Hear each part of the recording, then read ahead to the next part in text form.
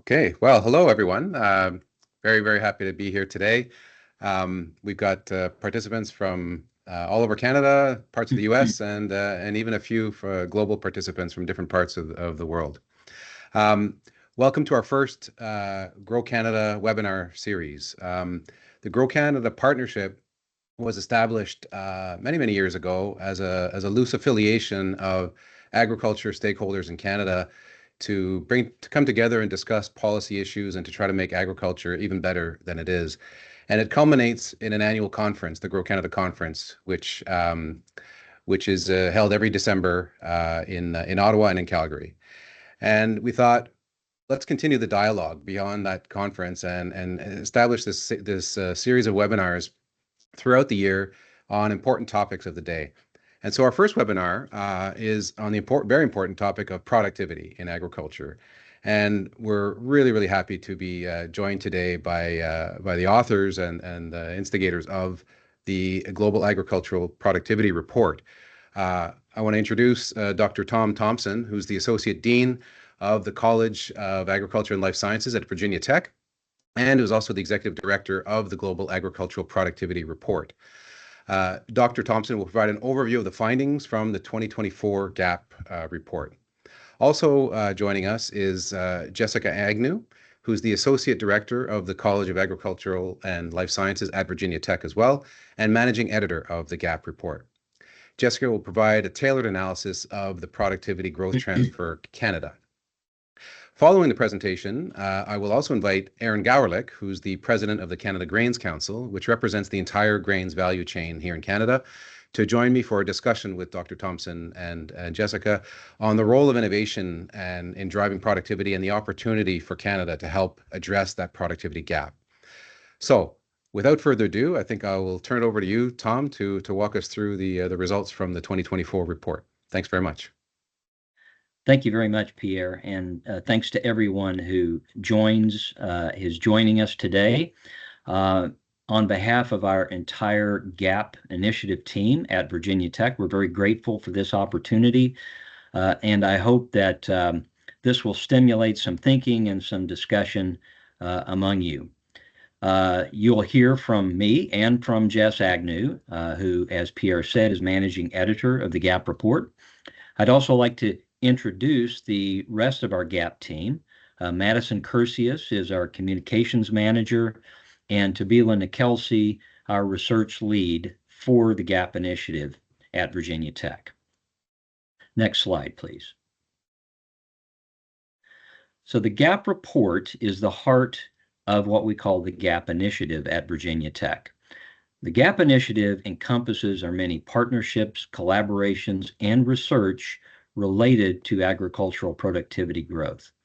The GAP initiative at Virginia Tech educates, advocates, collaborates, and motivates action and investment to advance sustainable agricultural productivity growth at all scales of agriculture. Next.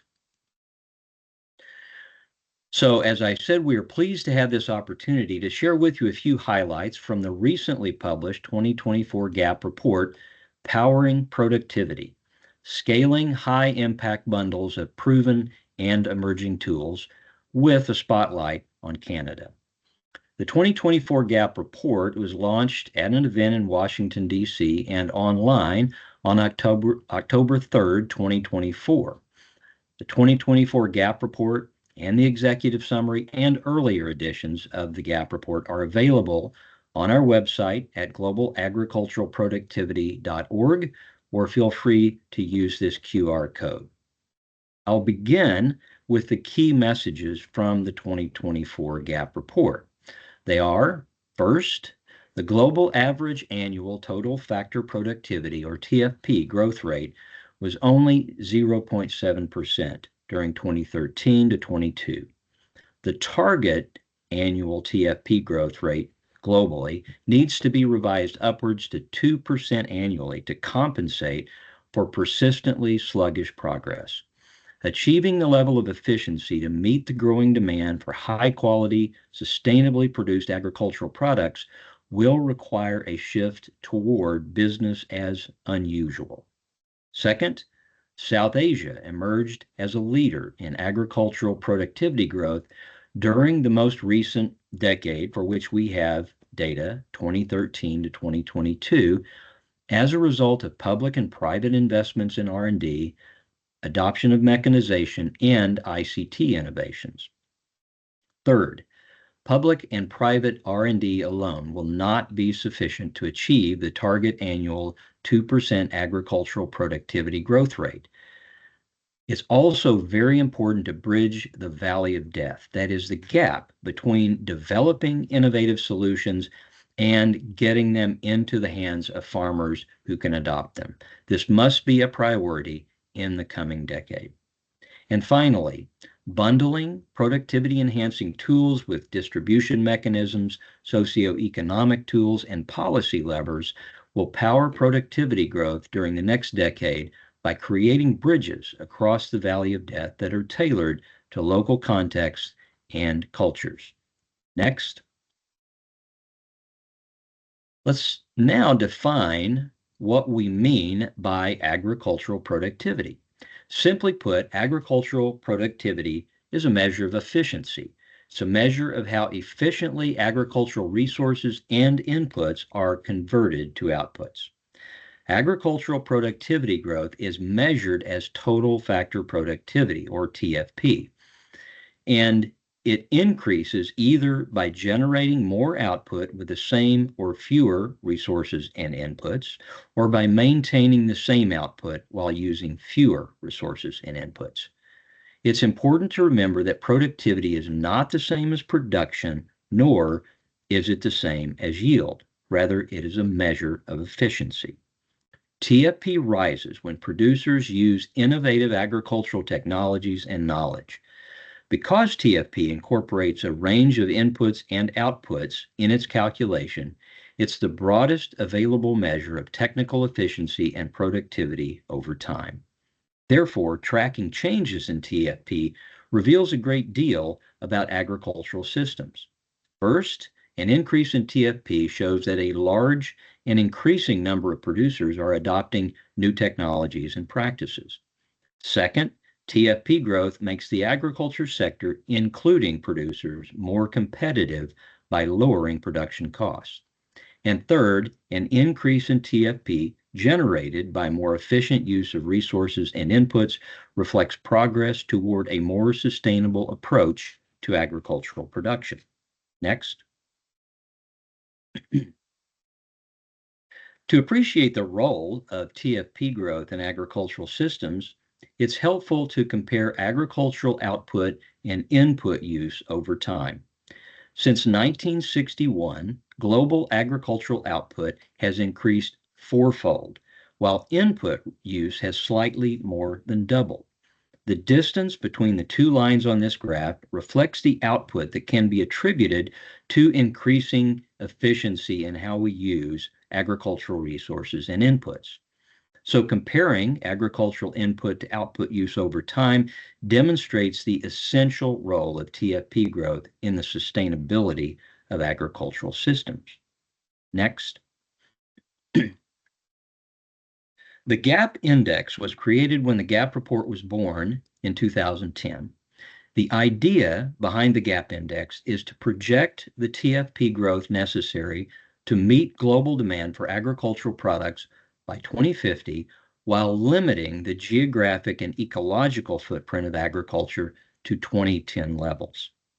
The GAP Index is estimated from the USDA Economic Research Service Global Agricultural Productivity Dataset, which includes country-level data from sources such as the UN Food and Agriculture Organization, International Labor Organization, National Agricultural Statistics Services, and others.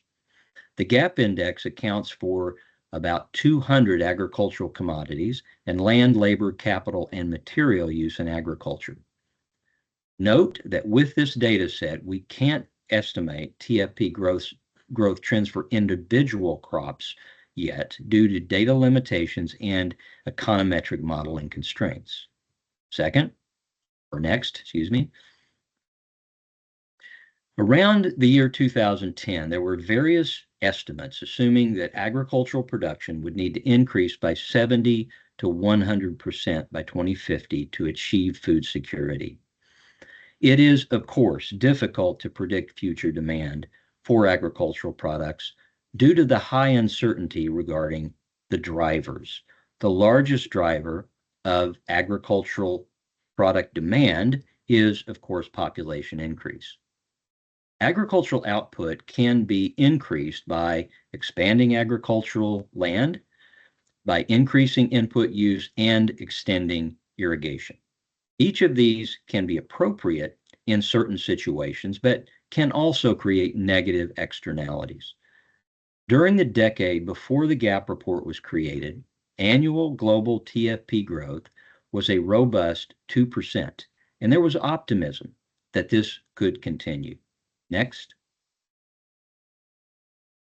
To estimate the GAP index, we make two key assumptions. One, that agricultural production will need to double during 2010 to 2050 to meet demand.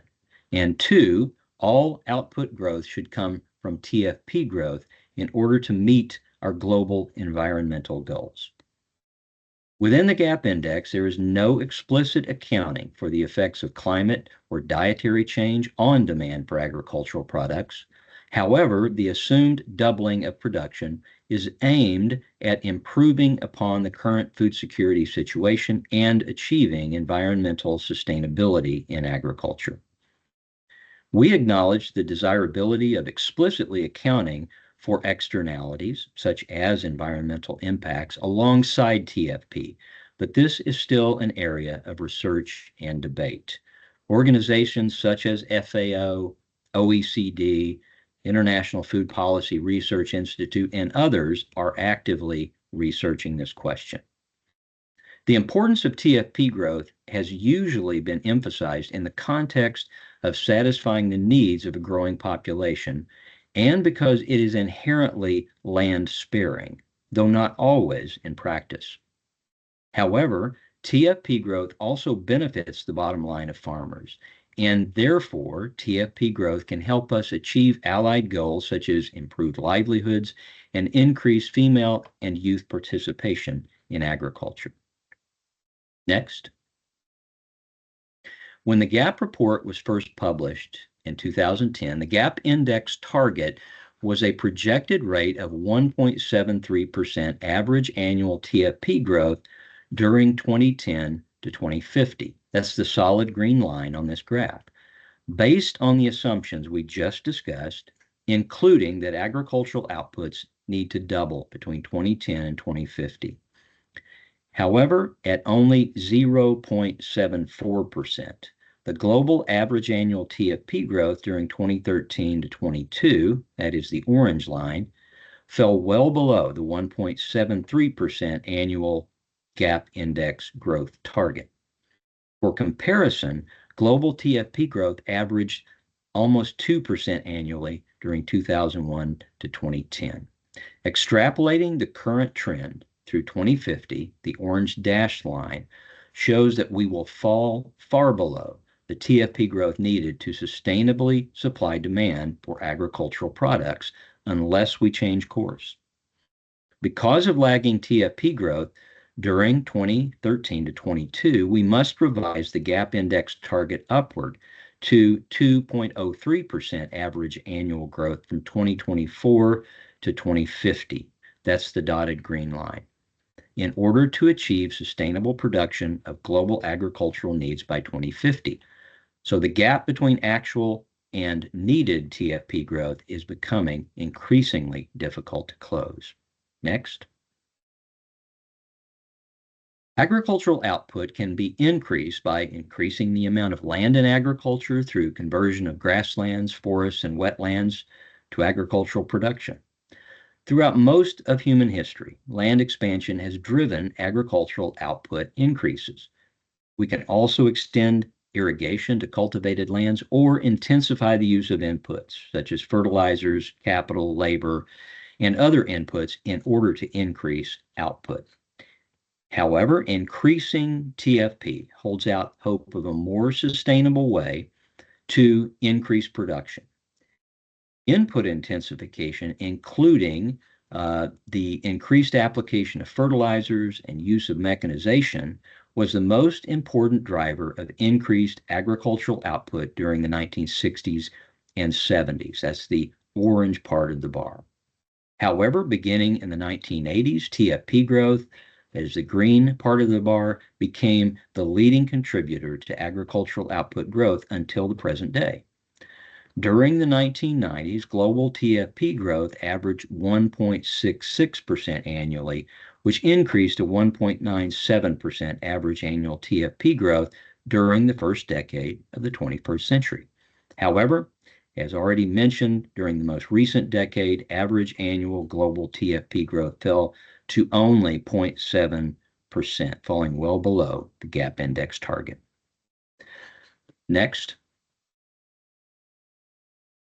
Now, as we begin to narrow down our focus to talk about TFP growth in Canada, I'd like to first give you a comparison between Canada and the world and the rest of North America.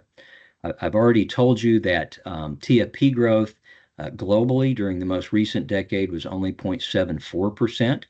TFP growth in North America overall is negative. Of course, the U.S. is probably most responsible for that negative TFP growth.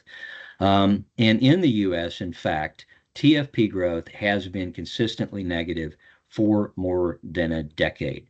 And I'll tell you that that's going to, unpacking that, explaining that is going to be a major feature of our 2025 GAP report, which will be published this fall. The trends are similar in Canada, but Canada does have slightly positive TFP growth within the previous decade.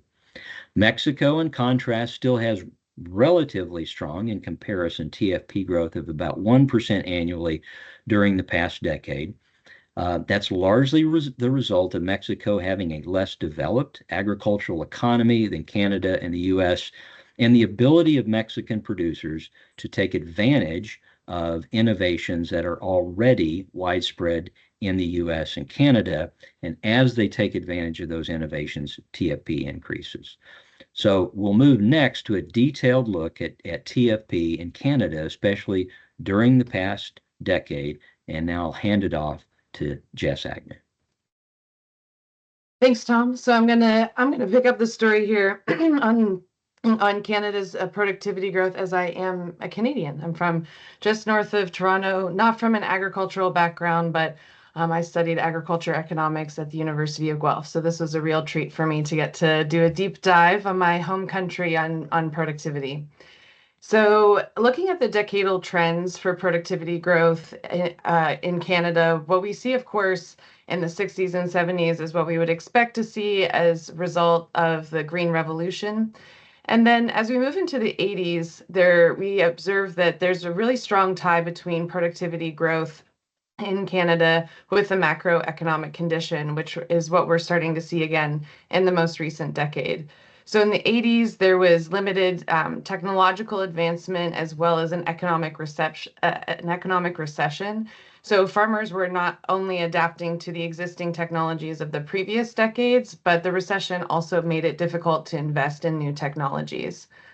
Then moving into the 90s and the 2000s, Canada really started to realize a very strong, robust productivity growth rate, even stronger than that of the US. Not that it's a competition, but in the same decades, the US was at 1.5% and 1.3%, respectively. In the last decade, similar to the US, we are seeing this slow down. But if you go to the next slide, what's interesting is that if you compare the rolling averages, too far. Between 2011 and 2020, 2012 and 2021, and 2013 and 2022, we really observe how global events and the macroeconomic condition resulting in supply chain disruptions, input cost inflation, labor shortages, and even climatic variability has really been affecting what was once very strong productivity growth. So there's a significant reduction in that growth rate, just moving up the decade from 2012 to 2013. So this is a really important case study in not only the importance of R&D, but that producers have the sustained access and the ability to use productivity enhancing tools to continue to move along that productivity frontier. So as inflation and interest rates and technologies become more expensive to implement and adopt, as well as other types of policies and continuing to innovate, that really is demonstrated in the Canadian environment of the impact that it's going to have on productivity growth. Next slide. So in 2023, in the 2023 GAP report, we developed a framework looking at the influencing factors on whether or not producers are able to not only access productivity enhancing tools, but if they're able to sustain that adoption. And the case, sorry, give me 1 second. I'm getting pings. I'm just going to mute this. Canada's robust TFP growth of the 90s and the early 2000s really demonstrates how the enabling environment, as well as direct supports to behavioral influences and external shocks, really work in concert to ensure increased sustained use of these productivity enhancing tools. And tools can be policies, it can be knowledge, practices, as well as the actual technologies, everywhere from seed to machinery. And then we see how that in turn has a direct impact on that sustained productivity growth. So most notably during the 90s and the 2000s, Canada was really heralded for its work during this time period on its research and innovation landscape. So there was significant investment not only in public R&D, but really incentivizing the private sector and the public sector to work together in research and also dissemination, really ensuring that the R&D priorities were reflecting the needs of producers. This cooperation also increased the access to products and services in rural areas. And there was strong knowledge transfer and extension system that really facilitated the adoption of these productivity enhancing technologies, including improved varieties, other types of precision agriculture was significantly increased during this time period. And notably, there was a really strong relationship between the researchers and producers. Meanwhile, producers were really finding their stride, really focusing in on technological advancement and adoption. There was quite a bit of farm restructuring and scale efficiencies happening during this time. And along with that came improved business planning and risk management. Deep collaboration between research and institutions and producers made it easier for them to adopt new technologies and precision agriculture.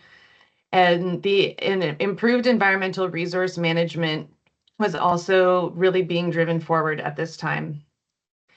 Globally, though, we see really strong in the Canadian agricultural sector, and then in the global environment and in the climate arena, we didn't see too many external shocks and forces. They certainly existed, but certainly not in the way that we've seen in the last few years.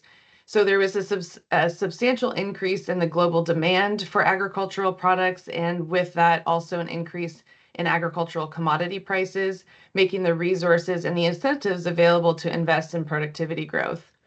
There was also significant regional trade development, and during this time there were more predictable weather patterns.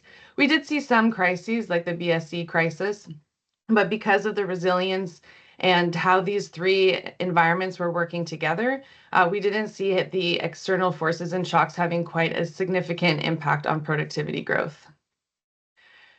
So what happened? So in the last decade, there has been a shift away from public investment in agricultural R&D, not just in Canada, but it's a widespread trend that we're seeing.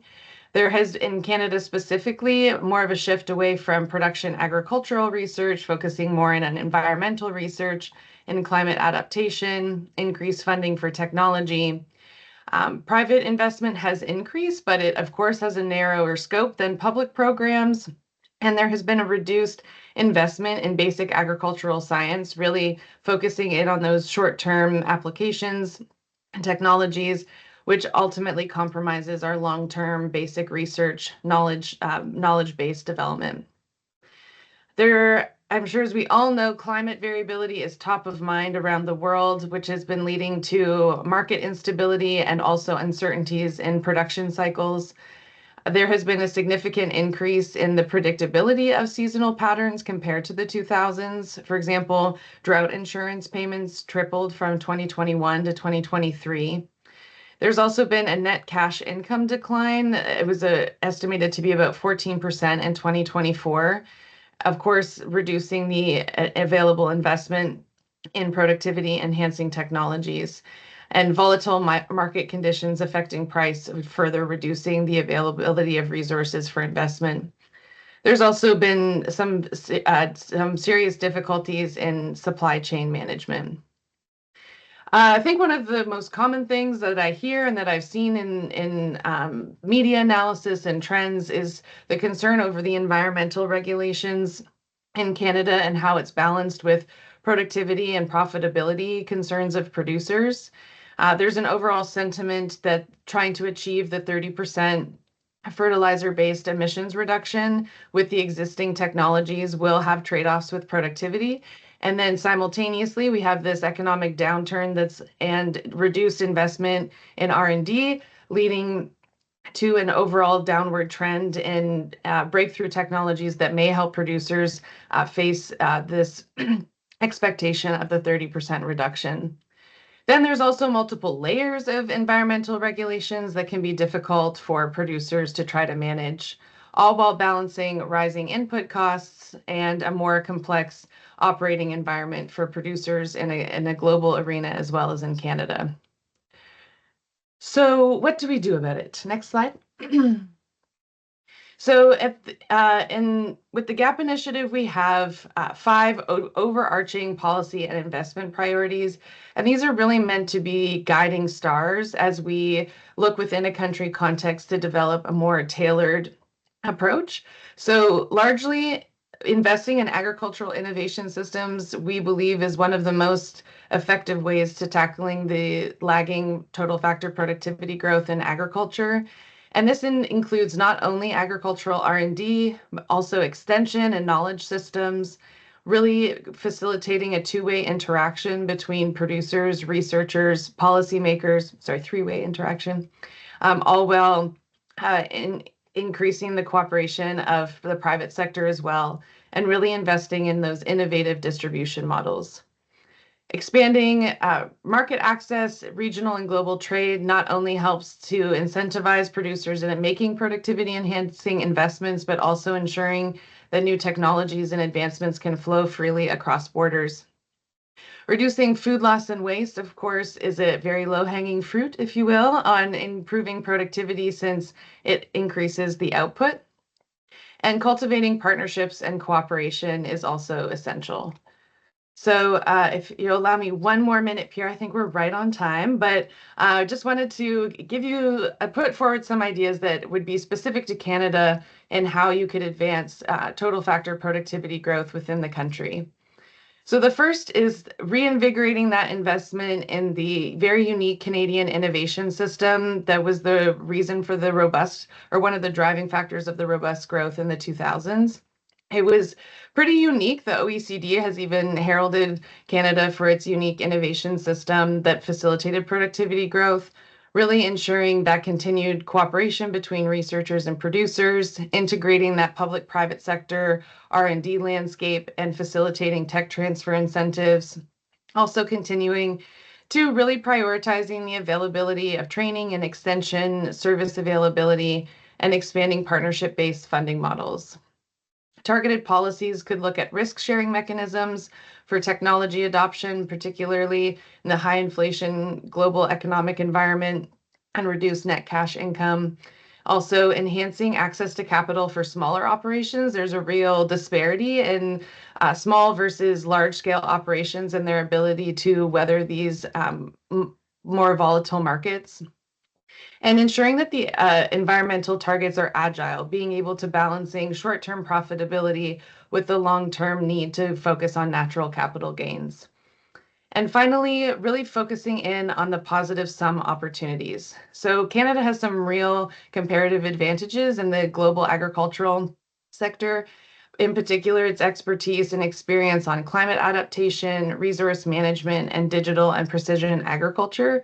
So focusing in the R&D environment in this area while also facilitating Canada's contribution to the global story on agricultural productivity growth will really help to position Canada in the leadership position that it held for so many years in the 90s and the 2000s. So with that, I will turn it back over to Pierre, and thank you very much, and I hope you have some good questions for us. Looking forward to hearing your thoughts.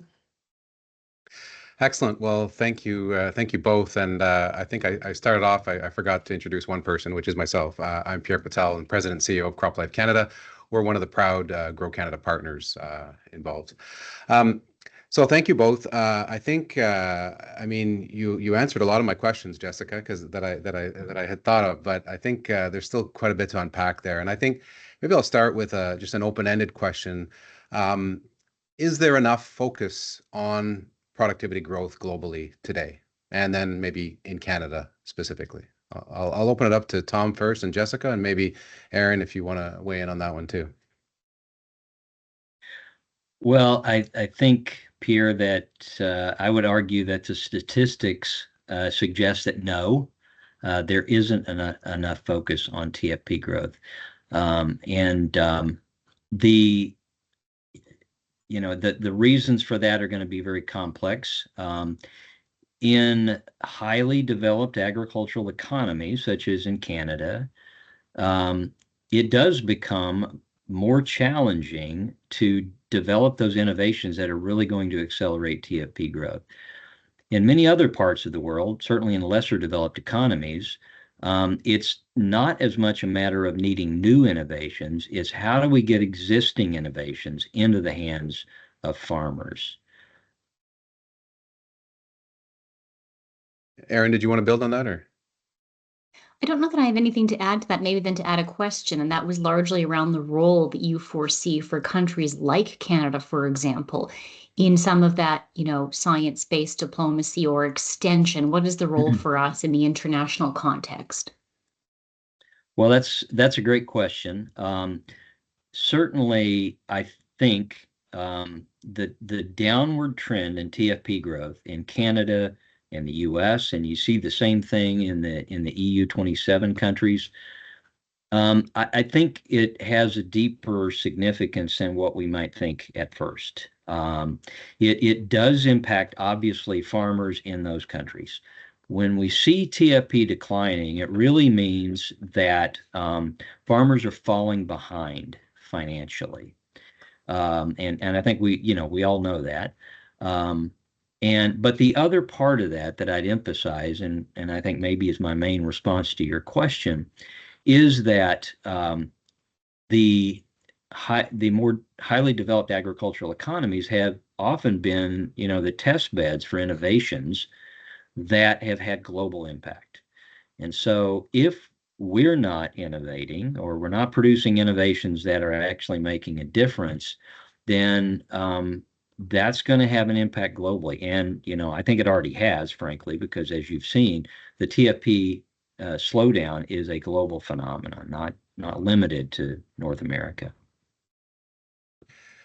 So maybe on one of Jessica's slides, you talked about an enabling environment that led to a good total factor productivity for Canada.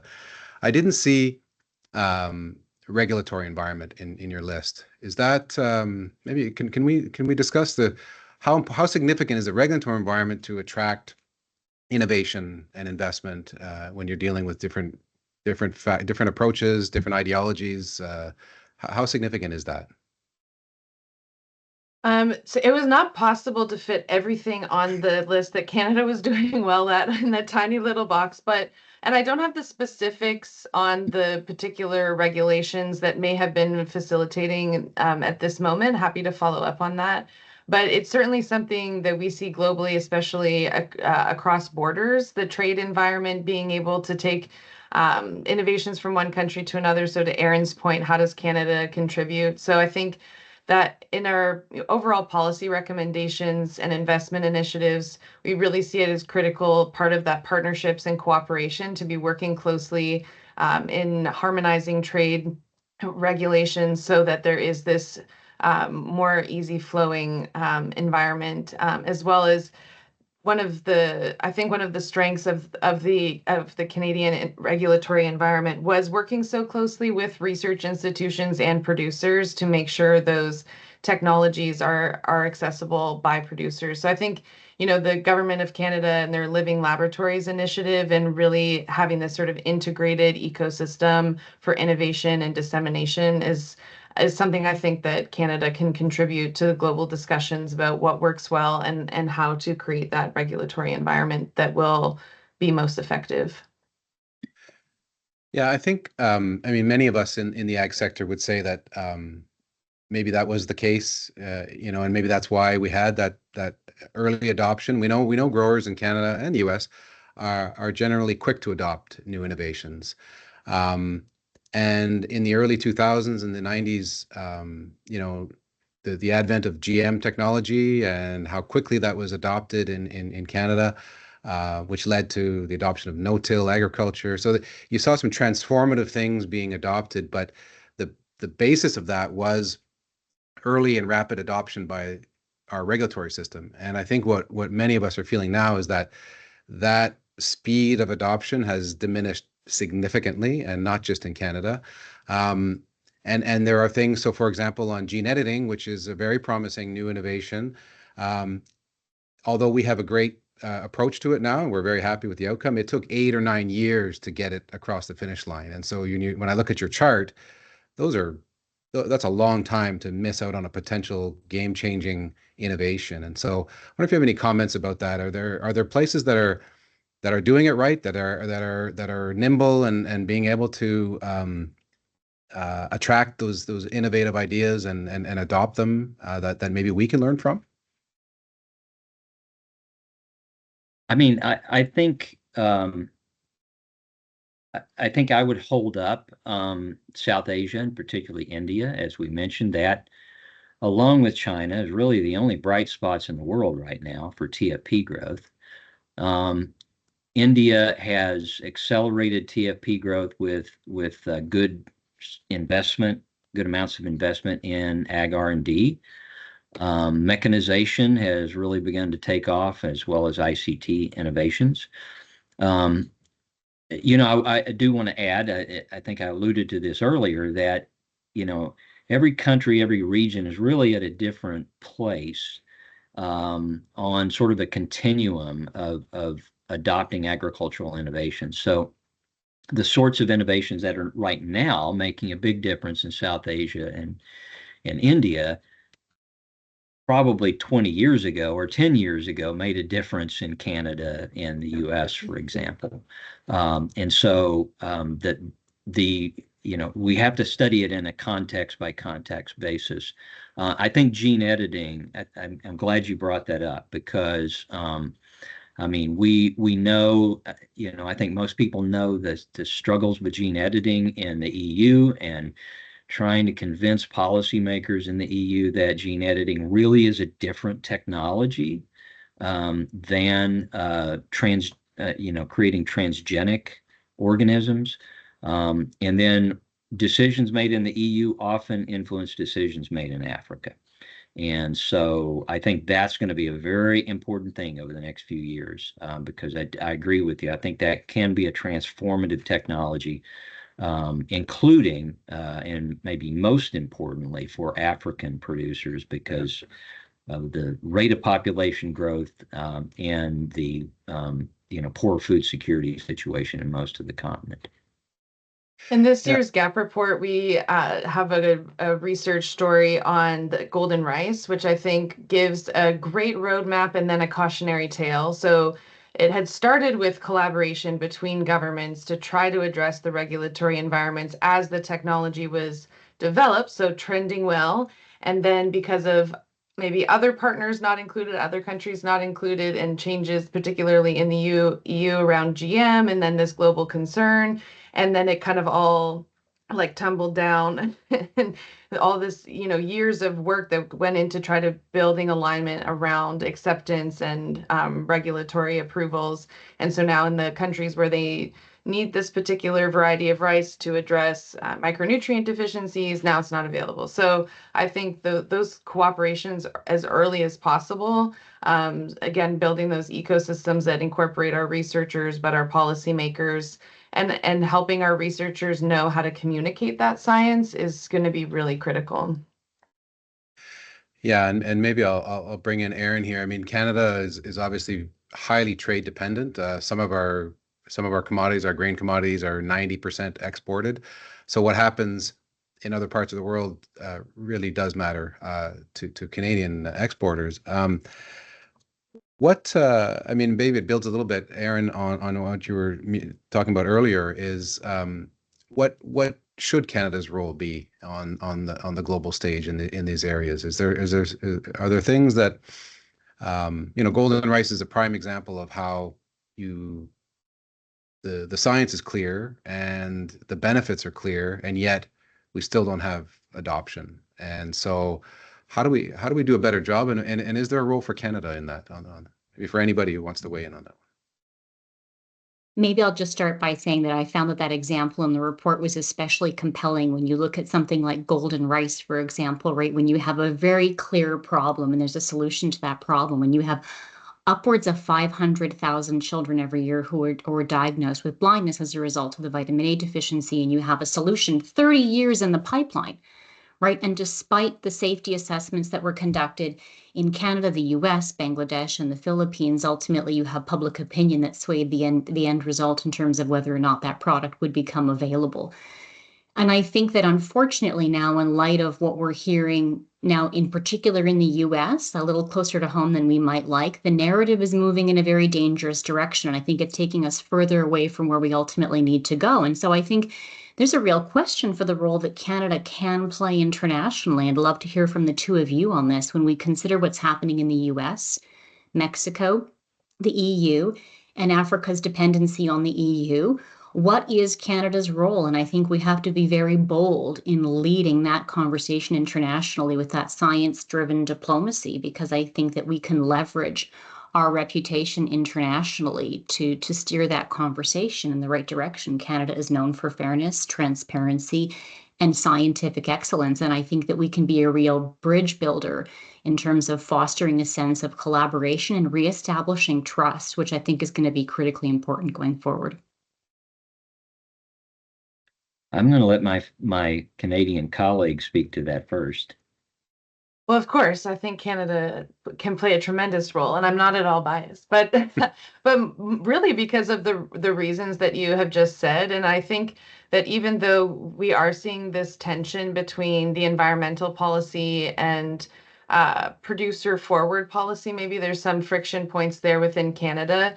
If we could figure that out, I think it would also open doors for us internationally to say, look, we understand the importance of climate action, but we really view agriculture as a way of addressing some of these challenges we're seeing. And here are our lessons learned in developing these policies that can consider short-term profitability while also conserving our natural capital. And because of the work that's been done, even though it hasn't maybe been totally seamless in the policy environment, but the R&D coming back into the space on green technologies, I think will open doors.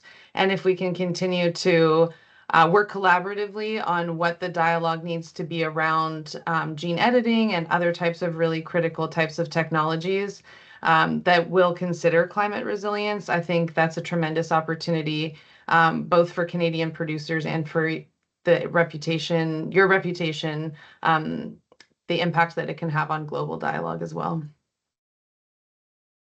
I guess I would just add that, the other thing is I think, for both the U.S. and Canada, when it comes to agricultural TFP growth, I think we need to get our houses in order. Mm-hmm. If you look at the recent trends, I mean, that for Canada, TFP growth during 2001 to 2010 was 2.8% annually. In 2011 to 2020, 1.8% annually. Now 2013 to 22, 0.15. Let's call it, let's round it down to zero.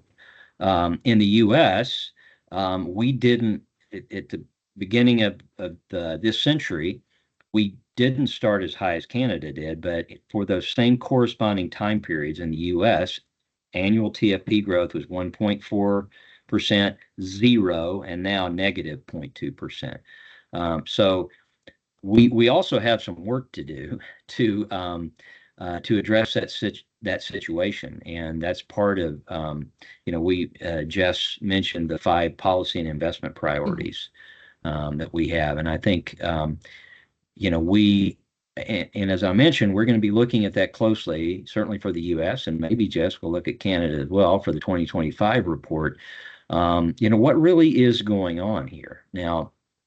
We do. We certainly have some candidates for why TFP growth is slowing down. The one that we often cite is lack of public investment in agricultural research and development.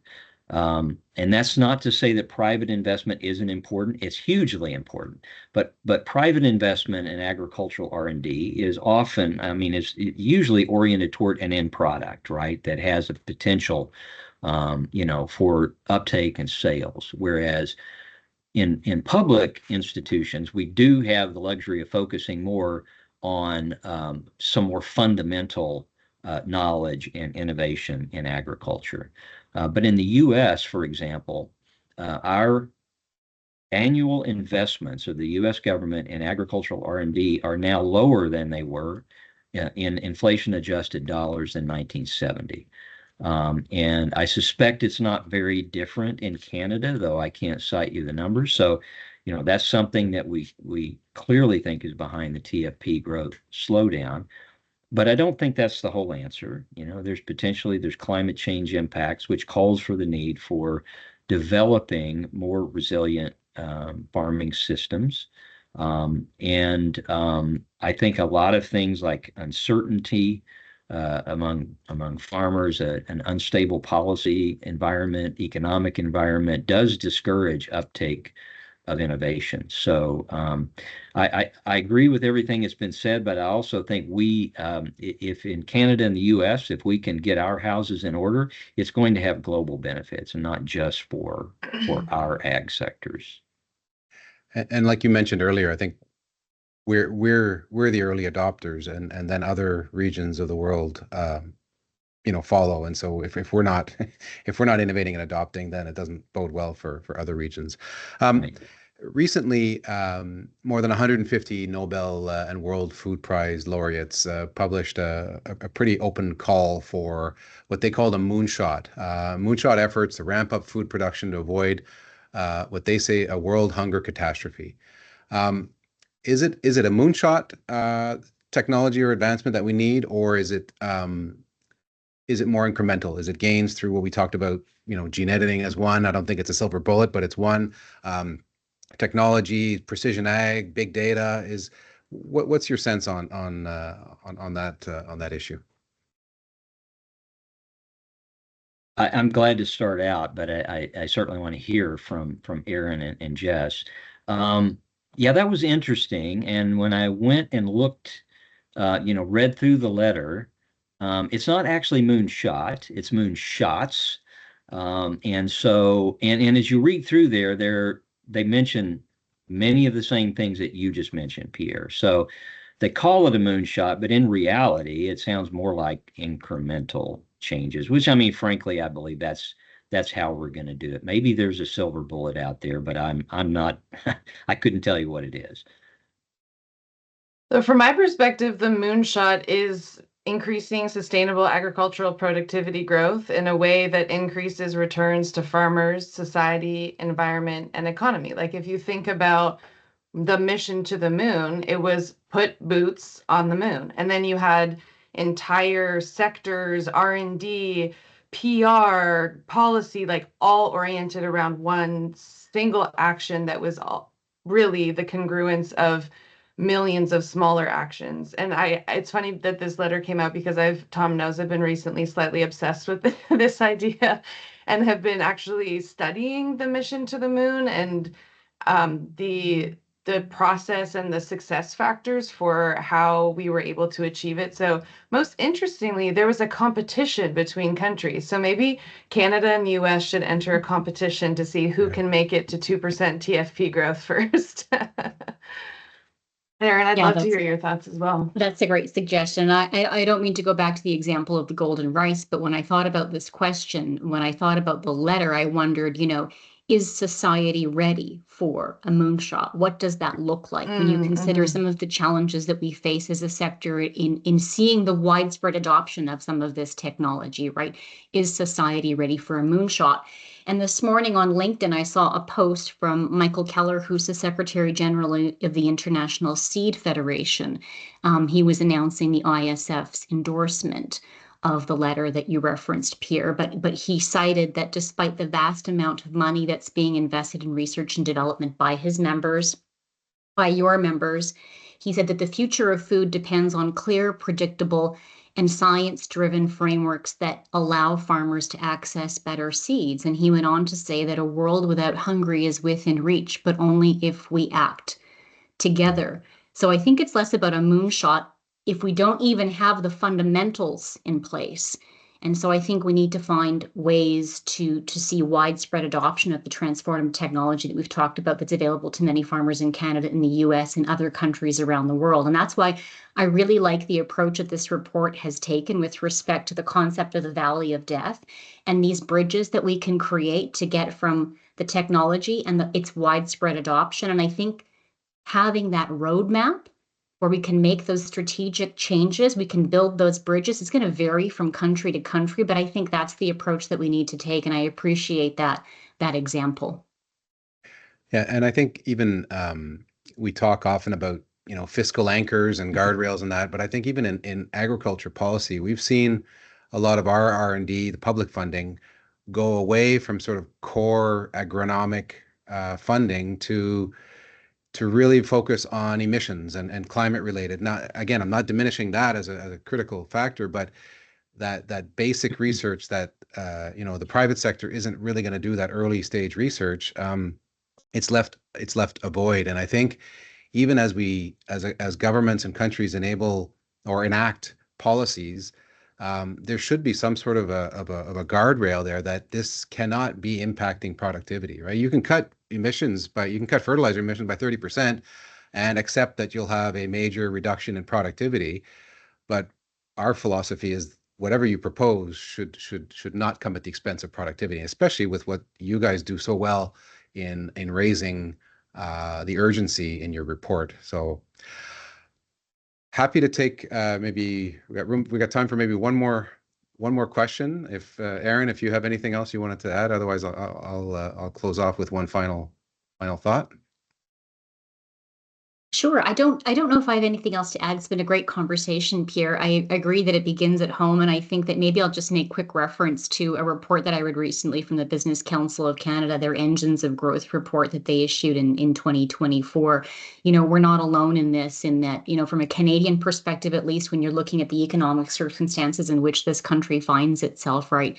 They said in the report that GDP per capita growth and productivity has got to be at the top of this government's agenda, and it's got to direct key federal institutions and be a key part of their mandates. To your point, Pierre, that's got to be a focus for every ministry within the Canadian government.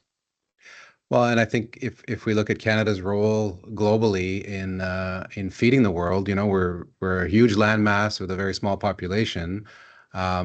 And so we have an outsized role in this hunger crisis, and so I think we can lead by example, and we will certainly be using this report, and I'm sure our other GrowCanada partners will as well, in our advocacy efforts to remind governments that this is a crisis that needs to be addressed, and that there are things within our control. Losing a crop or half a crop to drought is one thing, but losing it because you didn't have access to a seed that might have given you another 30% yield, that's not acceptable. And so I think you're right, Tom. We've got things to do in our own backyards to make sure that we're not contributing to this downward trend in productivity growth. So So maybe unless I'll give you guys final closing comments, Tom and Jessica, before I close off, and Erin.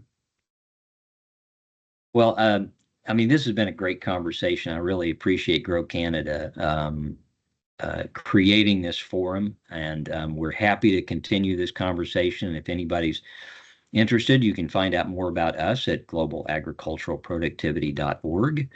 I think that the final thing I would mention, I haven't really had a chance to yet, but we're really focused on at the GAP initiative at Virginia Tech at focusing on and accelerating agricultural productivity growth at all scales of agriculture. And that's one of the, I think one of the really exciting things about living in the time we're living in, especially with all of the ICT tools that are available now, that there are tools such as that and small scale mechanization that even small scale producers can take advantage of to increase productivity. So, and really it's imperative to increase productivity growth across all of those scales, all the way from, you know, the huge wheat farms in the western provinces of Canada to, you know, the smallest you know, maize farmer in sub-Saharan Africa. And so we're really enthusiastic to work with anyone who is after those same goals.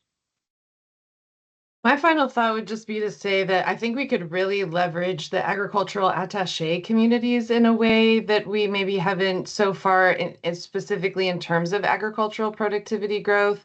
So I've recently moved to Washington, D.C., up from Blacksburg, Virginia, where Virginia Tech is located. And it seems just the natural forum by which we can be working cooperatively together across countries.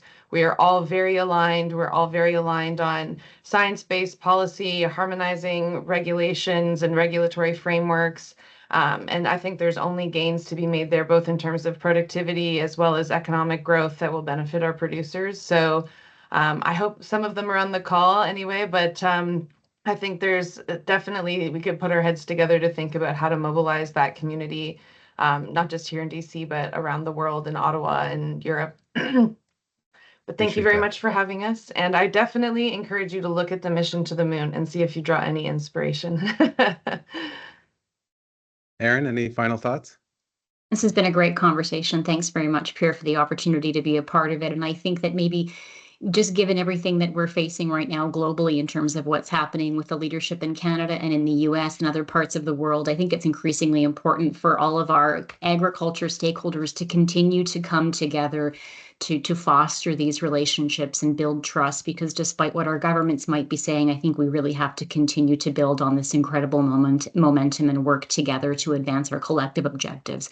That's going to be increasingly important going forward. So appreciate the opportunity to have this conversation with you. Great, and thanks very much. And Jessica, we expect you to use your connections in DC to avert those tariffs that keep getting talked about here. So,